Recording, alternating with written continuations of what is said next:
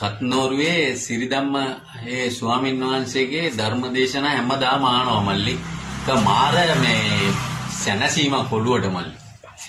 මම ගමට ගෙන්නනවා මල්ලි මේ කත්නෝරුවේ සිරිධම්ම ඒ ස්වාමීන් වහන්සේ මං ගෙන්නනවා අකුණ්ඩ ගෙන්නනවා අපේ මුස්ලිම් ප්‍රජාවම එකට තන්තෝෂ වෙයි.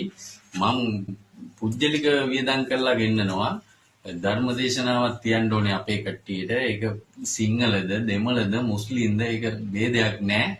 ඔක්කොටම මේක හැදෙන්න පුළුවන්. ඒ විදියට අපි පොඩි කාලේනේ මල්ලි ජීවත් වෙන්නේ.